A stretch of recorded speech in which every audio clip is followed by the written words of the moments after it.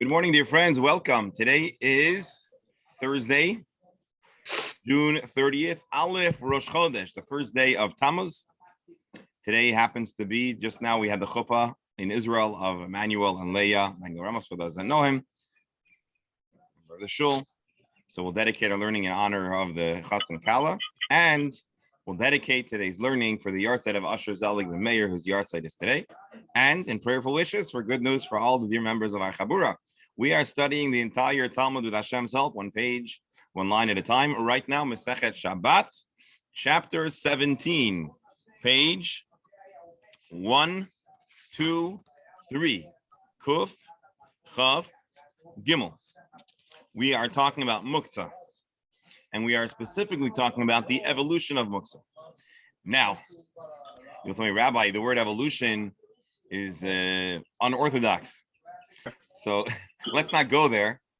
But of course, when I say evolution, I mean the development of the specific regulations of Muktza, and indeed, changing dynamic circumstances led to a dynamic development of the laws of Muktza to help solidify and lead the Jewish community, the fledgling community of Israel in the Second Temple era, back towards Shabbos observance. You can use the word revolution if you don't like evolution.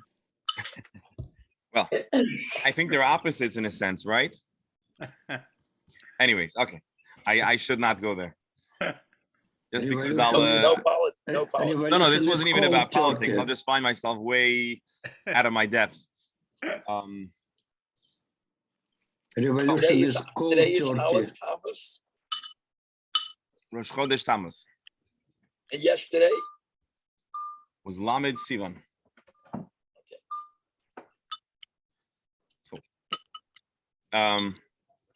So we've been talking about Muktza.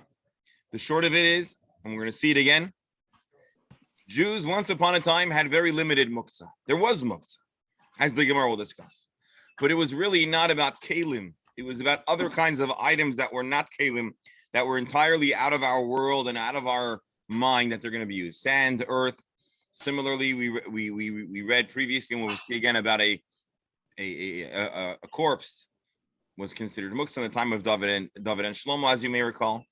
But kalim were not muktzah till the Second Temple era, when Jews became very lax with their Shabbos observance. And as Dr. Hammer pointed out yesterday, primarily this would make sense about kalim shemalachton le'isser, a fishing rod on Shabbos. If you're allowed to handle it, you might just by mistake dip it in the water, or a smartphone. Today we're very impulsive, maybe even compulsive. And so if we're holding the keli and we're using it, we may come to use it. And the more of a buffer zone, you can't even handle a keli shemalachta l'isser. You can't even handle a tool, a vessel which its typical use is Shabbos, is prohibited on Shabbos. It might help a person stay a little more distant, more removed from Muktza. From Shabbos desecration.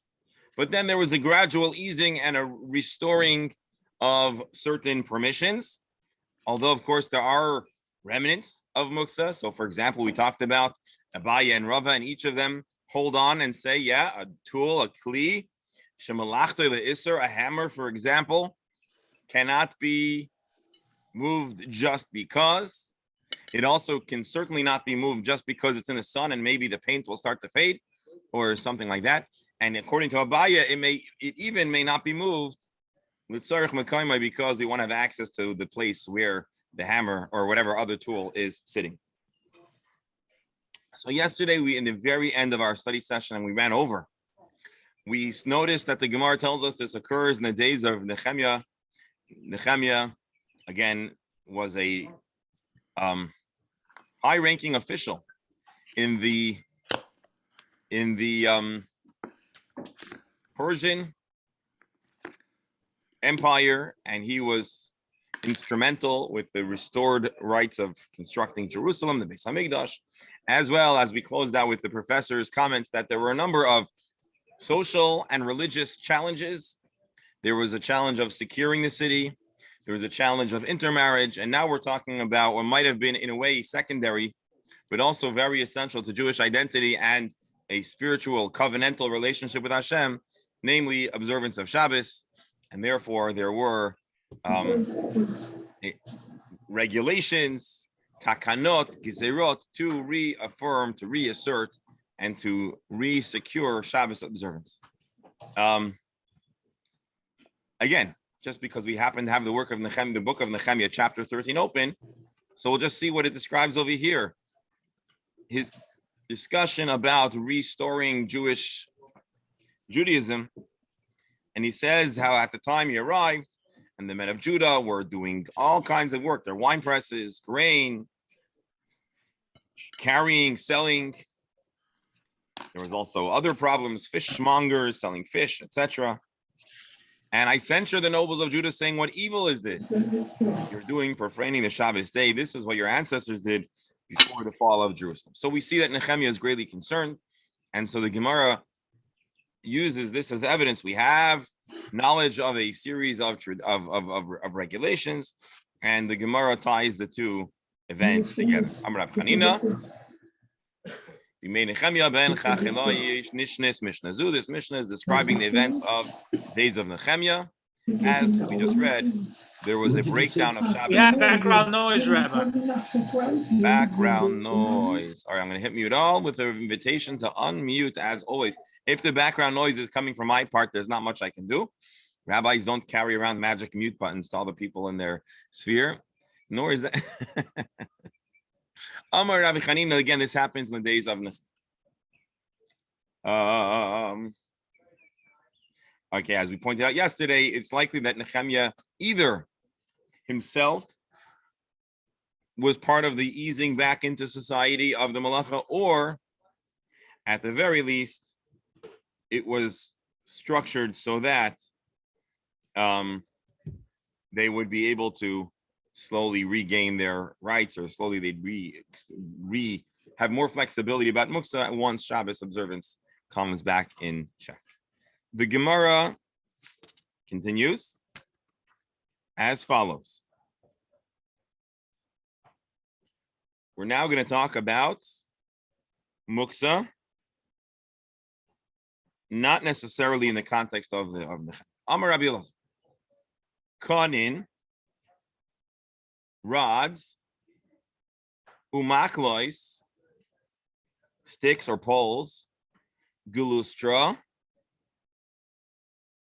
And Rav Steinzal says the thick end of the bolt of the door, so a piece of the mechanism that secures the door. Umadocha, and a mortar. Kulam, the halachot of each of these items that we're going to discuss soon. Koidam hatoras kelim nishnu.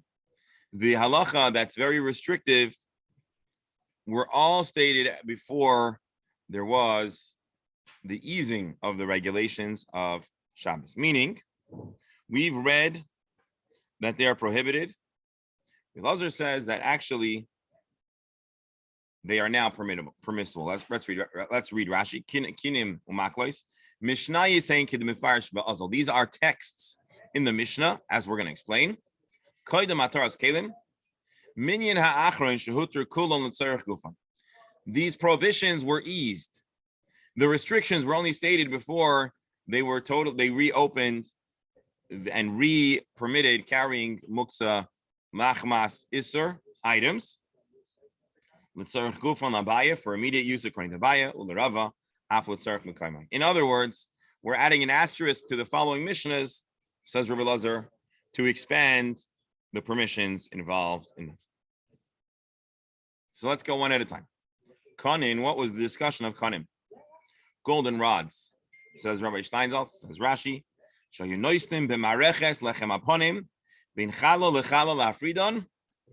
the way let me see if I can get you some picture. No, bear with me a moment. Let's see if we can get some pictures.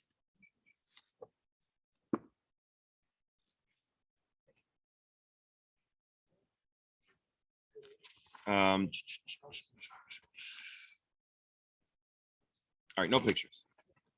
But suffice it to say, we've all seen images of the shulchan, of the table of the showbread and the lechem haponim, and we know that there were 12 loaves of bread, 12 lechem haponims, and there were poles which allowed them to be stacked and not entirely flush with one another. As Rashi says, "Ben chalal v'chalal afridon likones haruach beinayim shelo yisabshu."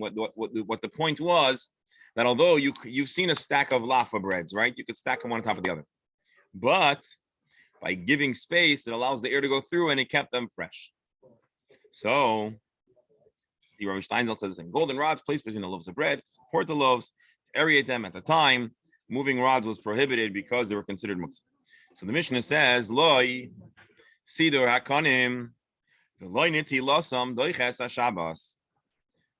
One is not permitted to take or handle or arrange these rods on Shabbos. So what should you do? Rashi says, "Doiches haShabbos ela nichnas be'erev Shabbos." A person should make these arrangements before Shabbos. V'noitel hakonim, and remove the rods. Ulemachar misala kamarocha yeshana. On Shabbos itself, they would remove the old breads.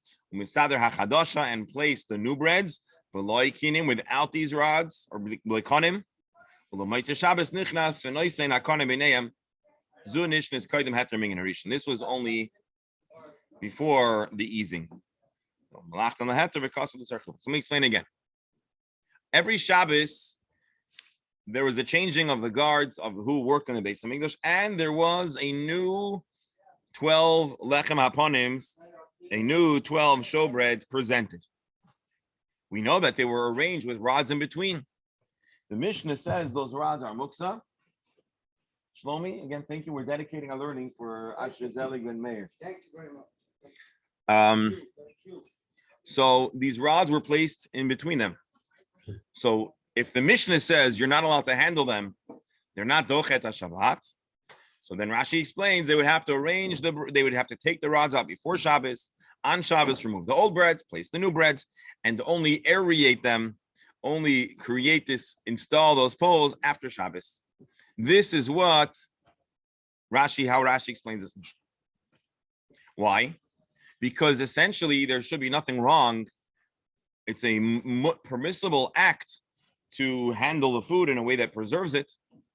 So once the gezerah was eased, and now you're allowed to handle a kli shemalachta l'isur for permissible use, then this Mishnah would no longer stand. Maklois, what is the story of the pole? Actually, hold on. Well, Rashi's not going to comment on this. I'm sorry, the Shulchan Aruch is not going to comment on this because it's Hilchas de Mashiach. It's only relevant when Mashiach will be rebuilt. But let's see the Rambam says. Check out the Rambam. Loi sidur hakonim. Again, this is an exact quote of our Mishnah. Doiches Shabbos. The poles and the arrangements do not desecrate Shabbos. So what do you do? Erev Shabbos, nichnas v'shomton. The noiston la'orech hashulchan. On Erev Shabbos they're removed. So what do I infer from here? That the Rambam ultimately does not embrace this impression because, as we're going to see, the Gemara rejects this explanation. Next Mishnah, Maklois, Tanan. Maklois, Dakin, Chalakin, Hayusham. In the Beis Hamikdash, there were very slender staffs, right? And they were used, these posts, to hold on their shoulders. Long story short, let's see if Rashi give you. In the process of skinning the carbon Pesach. So they had maklos, they had poles that they would hold, and they would use it to prop up the animal to be able to skin it on Erev Yontif. Again, maklis, dakin chalokin hayusham, these smooth poles, and they would place it on the shoulder and the friend's shoulder, and suspend the animal on it, and skin it. Rabbi Lazar says, if it was Shabbos this day, if Erev Pesach is Shabbos, maniach, we just turned to page 124. No poles. They would have to actually use their own hands, which was probably kind of messy, in order to skin the animals. You were allowed to skin the korban Pesach because that was doiches Shabbos, that pushed off Shabbos. But in Muktza, the superfluous niceties, convenience, that is not waived. And therefore, says Relazar, it is Muktza. And that is the second instance of the maklois that are Muktza. But this Gemara is essentially claiming or saying at this point that this would only be in this time of the Second Temple when Nehemiah made very rigid restrictions of handling any kelim. Once that was eased, we were once again allowed to use those posts, I imagine, because this is a permissible act on Shabbos. Rabbi, can I ask you Rabbi. something? Yes. Who's going first? No, I was just going to ask, do we know that everything in the Second Temple was done exactly like at the first Beis HaMikdash? Let me hold off on answering that for a second. Dr. Stamler, what do you want to say? I have a fundamental question. We see here that restrictions were over time, because of necessity, were eliminated, were reduced. Things were opened up more. Today, we don't find Rabbanim giving a term that because of the reduction of the generations, Aktanat Dorot. In those days, they felt comfortable enough, even though there was precedent, they felt comfortable enough in doing changes. You mean the Chachamim? The Chachamim. Yes. Today, the Chachamim, the Rabbanim, don't feel comfortable enough doing it, even though they think in certain areas, for instance, like Yom Sheni Shel Galuyot and others. So fundamentally, I mean, why not take and I know the answer, I know what the answer you're going to give me. What am I going to answer? That they don't feel comfortable enough that they can overturn, that they don't feel. Oh, you're saying why don't they overturn precedent? Adequate in overturning what the. So I want to just make two comments, and maybe I'm even interrupting you, but two comments. No, Number you're one, not. I mentioned yesterday, but this is actually the point that you're asking the question. So you're a Sanhedrin was allowed to make gezerot, but to undo a gezerah, they had to have they had to be heavyweights. And generally speaking, the Sanhedrin as a whole was very wary of undoing precedent. Kind of like, and I know we cannot go into current events, but kind of like a debate that's happening today about the weight of precedent. In halacha, precedent of a previous Sanhedrin was very heavy, and it was very rare to have a Sanhedrin, a high court, overturn or undo or ease up on a gezerah, unless the original gezerah had a deadline, had an expiration date. When a gezerah had an expiration date, then we do find plenty of walking back or turning back the clock. But that's only because from the outset it had either a certain criteria or an expiration date, or a very outstanding basis. So generally speaking, unfortunately for those who wish that Judaism was a little more light, generally things tended to go in the direction of more restrictive, not more permissive. That's just a fact of life. I don't suppose we love that, but that's reality. But that only answers half your question. The other question, or the other answer, is the Rambam describes how from the time of the end of the Gemara was the last universal Jewish project. And from the moment that Jews were no longer had a truly central Sanhedrin or a truly central high court, no one was from then on really able to make a Jewish people-wide regulation. And so that's probably the technical reason why we don't find massive life-altering takanot that impact all of Klal Yisrael. So what remains is communal takanot, communal gzerot. And so, for example, the Jews of Ashkenaz bind themselves to the restriction, to the regulation of, let's say, kitnios, without getting into the intricacies of it. Or you have the Cher of the Rabbeinu Gershon that became pretty widely accepted. But if you're a Sephardic Jew, it totally doesn't talk to you, it doesn't need to talk to you. And the same the reverse. And so really, since that point, since the fall of the Second Temple, but even more seriously, since the fall or the dissolution of the Sanhedrin, which happened a few hundred years later, the type of gezerot were much less, were different. And so that's really the answer. The reason why today you don't find the Chachamim is because we're waiting for a Sanhedrin. When is the Sanhedrin going to reconvene according to Jewish tradition?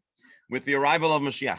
But that's not to say that there were not attempts to revive the Sanhedrin, both in the time of the Beit Yosef and in modern times. Dr. Hammer? The more interesting question that I have is the flip side of what Menachem asked, is how did it happen that there was such achdus, that we were able to form a Sanhedrin, Anshe Knesset Hagdola, and all of these unified bodies that everybody adhered to and listened to, whereas today, I mean, it's just the exact opposite as you mentioned, and I don't see any light at the end of the tunnel. Maybe Mashiach, but that's another issue. But where people will agree on what to daven or what to eat or anything. Right. So the question in my mind is, how the heck were they able beforehand to agree and have this unifying body? And is there anything we can learn from that to try to be able to, quote, resurrect that paradigm? The historians of our group are going to tell us, and they won't be wrong, that it's not like there was ever truly a 100% consensus.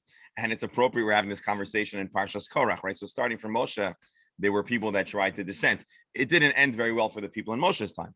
But then, of course, we have throughout the ages splinters and breakoff groups and geographic distance. And so I don't think it would, to be, really honest, I don't think it would be fair to say that there was absolute acceptance, but the halachic body was more central.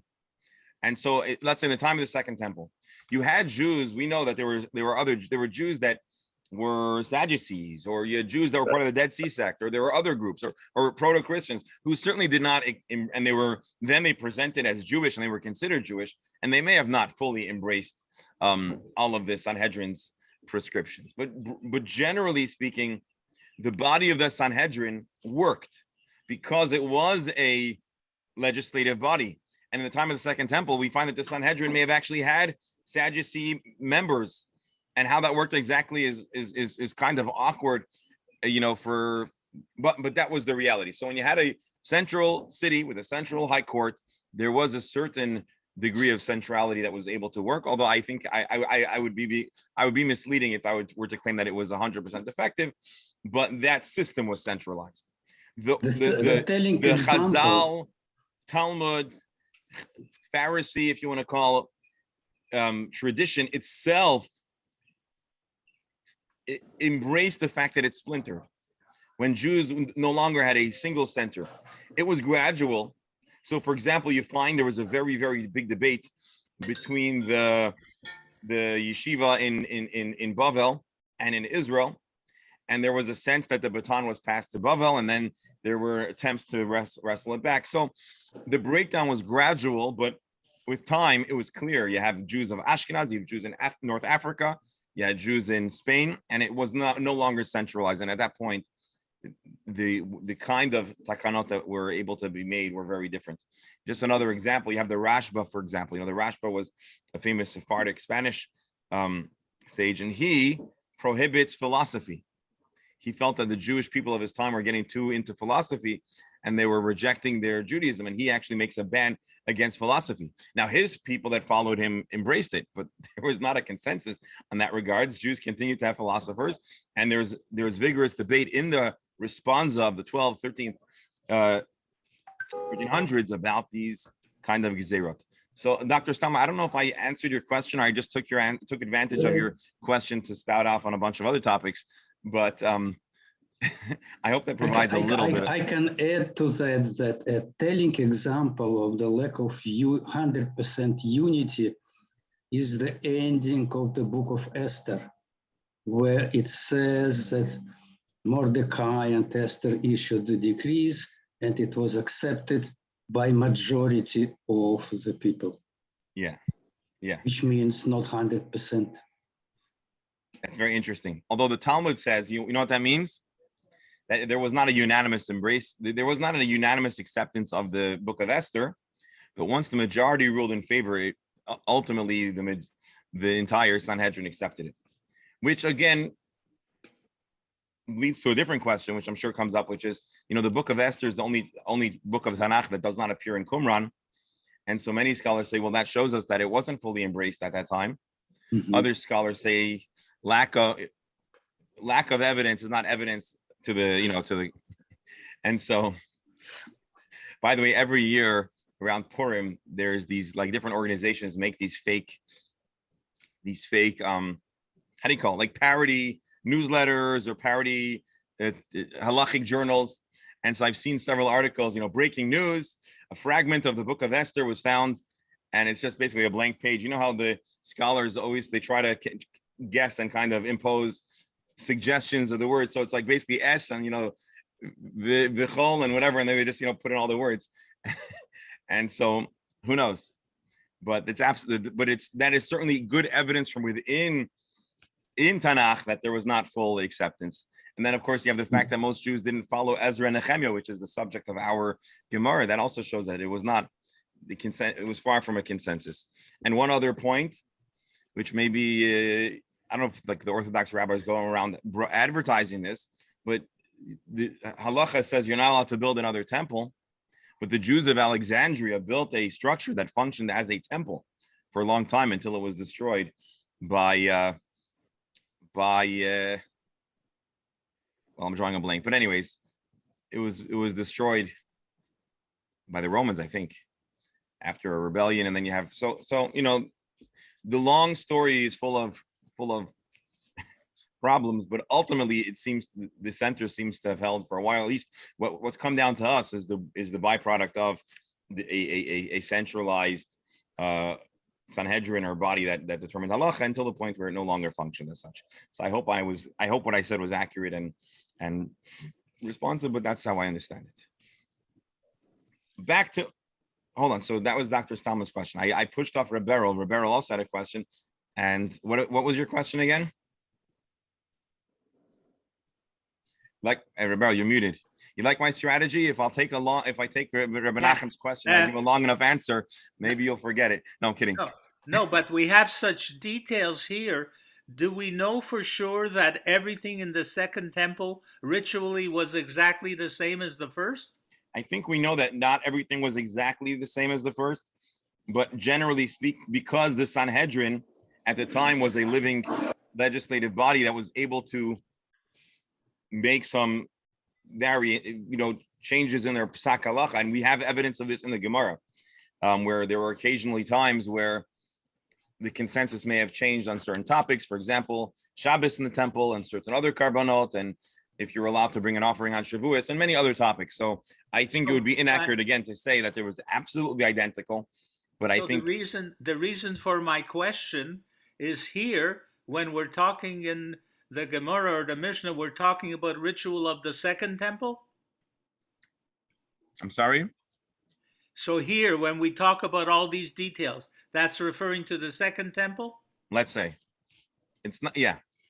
Okay. I mean, in the truth be told, these texts are from the Second Temple era, but they've only been committed to paper and edited after the Second Temple era. Of course. So in a way, a lot of this we might call Hilchas to the Mashiach. For a different time, by the way, Professor Lawrence Schiffman, who is a big scholar of the Dead Sea Scrolls and all, in general antiquities, and also a from Jew, but a real scholar, and he doesn't compromise on his scholarship, And so I probably shared this before, but I was by a lecture of his where he shows evidence of many of the teachings that we only have in the Mishnah, not prior, but he reverse engineers communications that we have from the Qumran sect, complaining to the priests of Jerusalem about how they're doing things wrong. And it's the reverse, it's the other side of the coin of many episodes of debates between the Chazal, the Pharisees, and the Sadducees. And so he says, ironically, the greatest confirmation that the teachings of Chazal existed in the Second Temple era are only preserved by their opponents. Because at the time of the Beis Hamikdash, in the time of the Second Temple, these were predominantly oral traditions. And even if they were recorded, it was recorded but not formally published. And so likely these things are lost. But ironically, and it's something generally very tragic, which is many of the, if you want to have archaeological evidence of any existence of a society, your best chance is going to be if they were devastated in battle and all killed out, and then you'll have that moment frozen in time.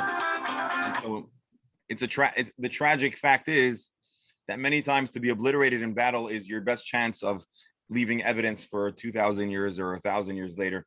But let's move on to the Gemara. Wait, Barbero, you're worried about the Second Temple following the first. You have groups today that are building, that are building already the Kalim for the third temple and assume that they have all the information about exactly how they're going to utilize. So hopefully when they have the third temple is going to be following that we know what to follow. I also read somewhere that someone's trying to establish a Sanhedrin. Yeah, so since the time of the boom of Sephardic Jews in Israel, in around the time of Rabbi Yosef Karo and Arizal, so there was a very contentious attempt to restore the institution of smicha, which was the ordination, but not what we call a rabbi today to have smicha, but to try to recreate the Sanhedrin smicha, that a person needed to be accepted. And they gave smicha to a few individuals, and then a massive debate breaks out. And that's one of the reasons, one of the few people that actually received the smicha who were contenders to be part of the Sanhedrin is Rabbi Yosef Karo. And that's why he's referred to as Maron, I believe, because he had a status. It ultimately fell apart because not all the sages were able to have a consensus, or there was a strong opposition to it. But anyways, Google it, you'll find there's a very interesting history. All right, the third item that we said was the third teaching, which we said was composed about a time before the easing of Muktza regulations. Glustra, the thick end of a lock. Rashi, the Tanan Rabbi Yeshua Eimer Nagar, Sheyesh Baroisha Glustra, a lock or a bolt that has a Glustra Sharoisha of its wide. You can use it to crush stuff, but it's also used to lock a door. Nitanan, Neger, Sheyesh Baroisha Glustra, a bolt that has a thick end at the end of it. Rabbi Yeshua Eimer, Shomtim in Pesach Zeh, you're allowed to drag it from one door and attach it to another door. I don't think this is like the locking mechanisms that we have today, but it's more like a bolt that you can use to secure a door. So Rabbi Yeshua says it's not Muktza, right? Oh, no, I'm incorrect. Shomta. It should say you can carry it. So why does it say Shomta? You slip it out and drag it. One may drag it from this door and hang it on the other. Even though you're having a kosher use for it. You can drag it. You can't do an outright carry. Even though it's malach leheter, you still can't carry it. So this is evidence of the earliest regulation that says you cannot carry even a tool, a kli shemalach leheter. Tarfon disagrees and says, it's like all other kelim. Let's read Rabbi Steinsaltz for this one. He may not move with his hands because it was considered to be muksa. Medoicha, what's the case of the meducha? Ha da'amaran le'el. Afagav the shani rabbi le'el micham le'tzil v'baya shnei le'tzorech mekaymai shinoi dechikininu elakoydim ataras kelim nishnu. Basically, we said that the meducha was muksa, and the Gemara gave implausible answer, says Rashi. It was a stretch. But now the Gemara is going to frame it as a restriction that was waived. That's how Rabbi Elazar says. So we have 4 texts that describe what seemed like over-the-top restriction. And initially we thought, and maybe we again will think, that there was something distinct about these 4 items. Elazar says, in truth, the halacha is not as rigid, is not as restrictive as these texts. The Columbia University School of Law. Hold on, we're hearing.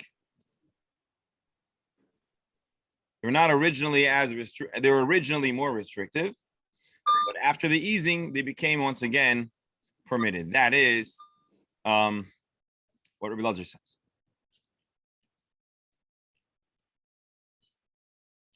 Hold on, I'm sorry, I went ahead of myself here.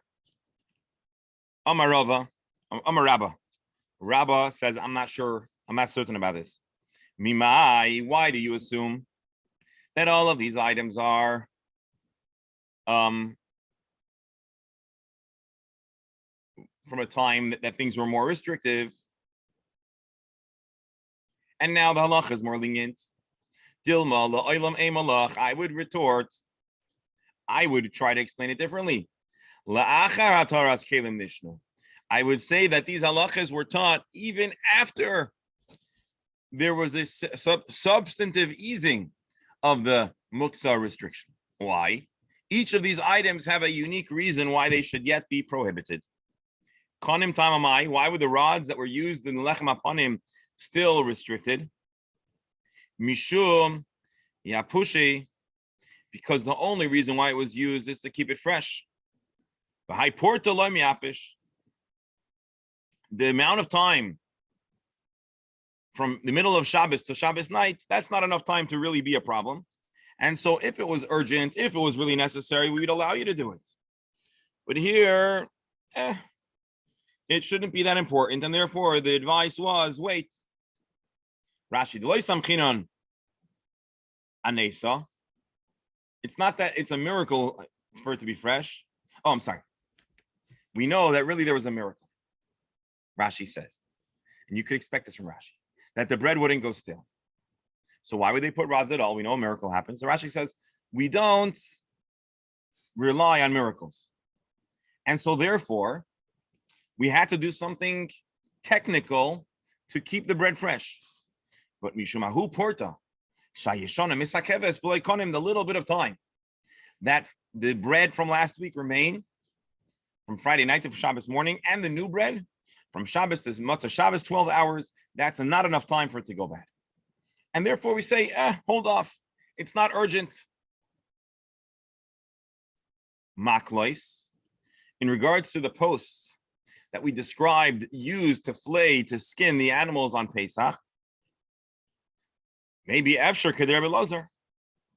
The reason why we say not to carry the poles, even though Muktza, Rabbi Elazar has an easy solution. You don't need the poles. Okay, it's a little more messy, but maybe that's the halachic advice. Follow Rabbi Elazar. Glustra, what about the post that we said you have to drag it? Well, the reason why we're more strict over there and we treat it as Muktza is Keder Rabbi Yanai. We follow the opinion of Rabbi Yanai. Rabbi Yanai says, and we're talking about there's no Eruv. Being that there's no Eruv, the issue here is not Muktza. The issue is Tiltal. Let's see Rashi. Shahar bebatim psuchim. Many homes open into a common chatzor. V'lo irvu, and there's no eruv. The kalim sheshavsu bebatim also let's see in the chatzor. The stuff that remains in the house cannot be brought into the chatzor, and vice versa. Sheshavsu b'chatzor mutal etatlam b'chatzor. But if the keli was, when Shabbos hit, was in the chatzor, you could carry it around. Shechatzor kula rishus la'atzmai. V'habatim yichadim l'chol ish beisai. So basically, there is no eruv. You're allowed to carry it, but we tell you to carry it in a precise and permissible manner. Otherwise, you cannot carry. Otherwise, you shouldn't carry. So that's why there is a stricter standard by the Glustra, by this bolt.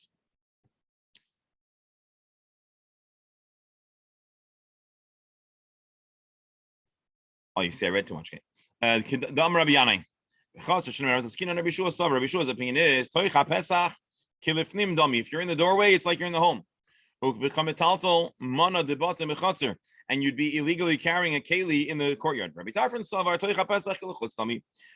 says no. If it's on the outside of the house, even if it's in the doorway, we consider it to be in the chatzer.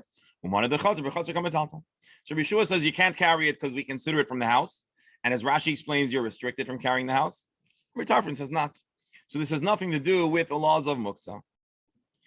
As far as the mortar, Rabbi Nechemia, this follows the opinion of Rabbi Nechemia. Rabbi Nechemia has a unique opinion. Let's see Rabbi Steinsaltz. He holds in general a vessel can only be moved for its main primary use. Afilu talis, afilu tarvad, even things that are super vanilla, super not muksa, a noitlim el tzarich tashmish hamayuchad, you can only use them for their primary use.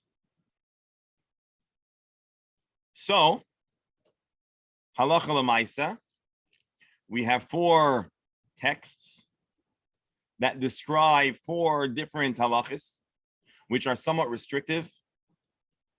Why are they restrictive? Rabbi Elazar says the reason why they're restrictive is because they were composed at a time of great restriction. Rabbah pushes back and says each of these texts can be explained with different rationale to explain why they are unique, but the halacha prevails, and we do not follow the more lenient take that they were eventually dialed back. And indeed, if you're wondering how we paskin, to go through all of these are complex, but we took a peek at the beginning in the writing of the Rambam. The Rambam paskins that you should not put the rods in the lechem upon him, indicating that he embraces Rabbah's argument, Rabbah's refutation of what Rabbi Elazar says. He is indeed embraces this restriction. Why? Well, Rabbah explains maybe you have an alternative, so don't wield something as Muktza. Let's see about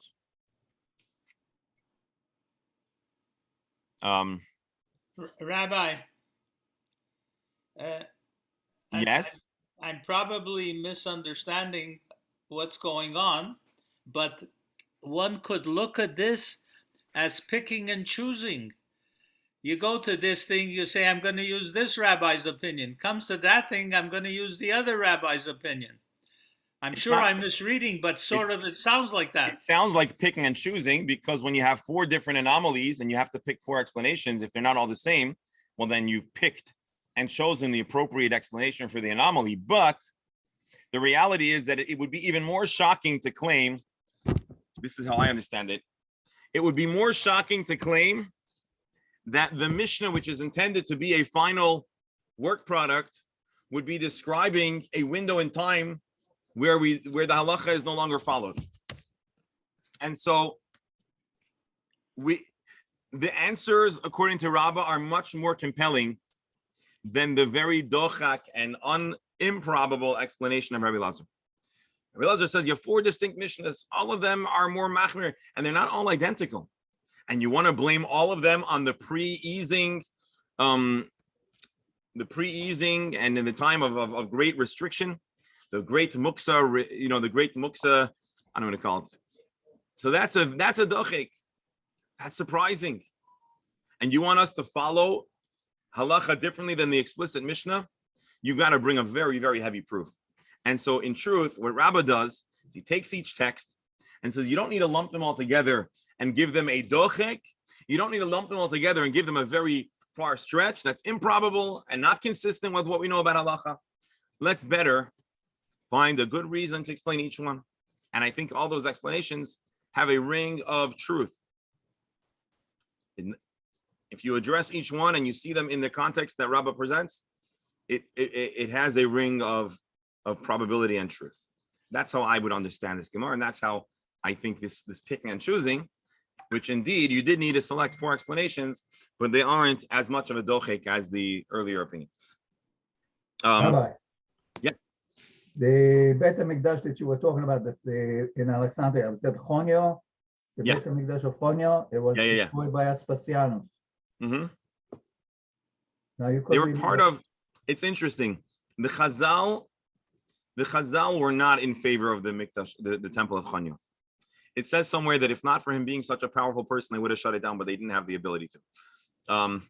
But generally, the Chazal were not happy with the Mikdash of Chanyo. But the Alexandrian Jews were swept into the rebellion, the great Jewish rebellion. And I think their temple may have even been destroyed before or right after the Churban Beis Hamikdash. I think 3 years after. 3 years after. But it was part of the same uprising and the same movement. And in general, if we study that era of history, especially the military factions, most of them were not favored by the majority of the sages. So, for example, we know Rabbi Yochanan ben Zakkai, who was the person that salvaged the Jewish Torah Baal Peh tradition.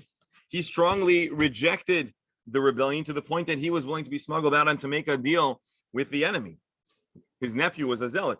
And so it's clear that a large number of the sages were not in favor of the populist uprising. And the reason I believe why they were not in favor is they felt that this was a lost cause, and there's no mitzvah to die fighting.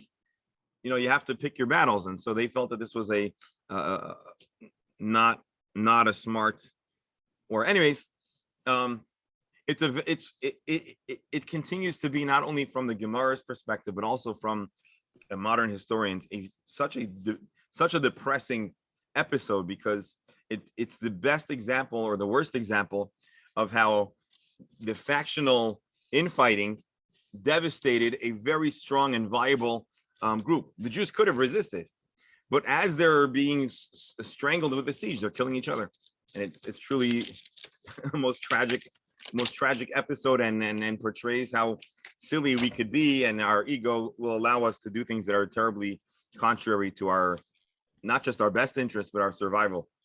So hopefully we learn the lesson, and somehow it all ties into the theme we've been discussing about unity and the lack thereof. And anyways, I don't want to say I rest my case, but I'm going to just close out a few minutes early, again mentioning the yard site of Asher Zelig the mayor, and also honoring the Simcha. And if you notice, Mark Beanstalk is not with us on the Zoom because he's in Yerushalayim for the wedding. And weddings is always a reason to be, generally speaking, a reason to be excused. So we should have a wonderful day, and we should have many more Simchas. Thank you for coming on. Thank you. you. Shkoyach, a good chodesh. Right.